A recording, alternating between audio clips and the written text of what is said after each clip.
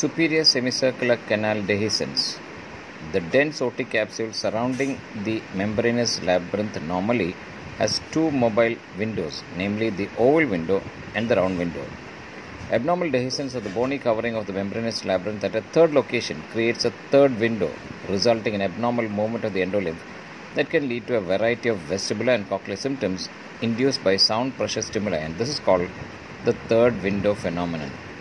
This third window phenomenon is characterized by loss of acoustic energy and abnormal stimulation of the vestibular system. Dehiscence of the bony covering over the superior semicircular canal is more common than that over the lateral and posterior semicircular canals, and this is referred to as superior semicircular canal dehiscence, described in 1998 by Miner et al. The prevalence of superior semicircular canal dehiscence is not definitely known, but generally ranges from 3 to 12%. And this picture shows the superior semicircular canal dehiscence in a patient who presented with vertigo induced by sound and straining. Dehiscence over the superior semicircular canal. The cause of superior semicircular canal dehiscence is not well understood, and in a majority of cases, no clear underlying etiology is discovered. Congenital anomalies are thought to be culprits, as superior semicircular canal dehiscence has been reported in children. Potential acquired causes include trauma, chronic otitis media with cholesteatoma, increasing age, and osteopenia, especially if the bony covering of the superior semicircular canal is inherently thin or otherwise susceptible to external pressure or other factors.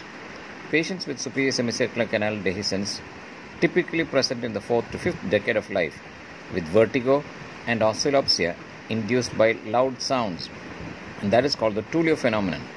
Eye movements induced by pressure in the external auditory canal, and this is called the Henneberg sign, or vestibular signs and symptoms elicited by the Valsalva maneuver. The eye movements are typically in the same plane as that of the dehiscent semicircular canal. Patients may also experience auditory symptoms such as conductive hearing loss, autophony, and pulsatile tinnitus. Another common clinical symptom is abnormal amplification of internal sounds of the body, such as heartbeat and eye movements, thought to be related to increased sensitivity to bone-conducted sounds by some, and abnormal communication of the CSF space with the dehiscent superior semicircular canal by others. When tested, there is a lower threshold for elicitation of vestibulary evoked myogenic potential response in the affected ear. The vertical torsional nystagmus is associated with Tullio phenomenon. The Henneberg sign elicited by the fistula test and the vestibulary evoked myogenic potential testing are highly sensitive and specific for superior semicircular canal dehiscence, but high spatial resolution CT imaging of the temporal bone is important for confirmation. On CT images, if an intact bony covering cannot be visualized, superior semicircular canal dehiscence can be suspected. It is important to assess the bony covering over all three semicircular canals, that dehiscences over the lateral and posterior canals are possible.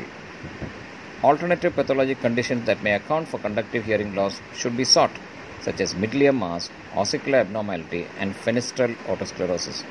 Studies have shown that the prevalence of superior semicircular canal dehiscence and the size of the defect are overestimated at CT, owing to difficulty detecting extremely thin but intact bone over the canal related to limitations in scanner resolution and partial volume effect.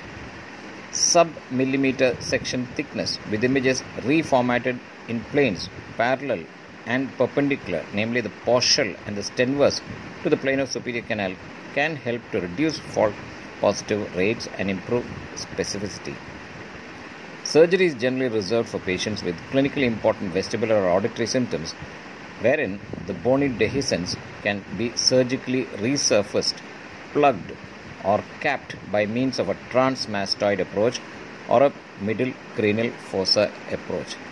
A detailed description of superior semicircular canal dehiscence and its management.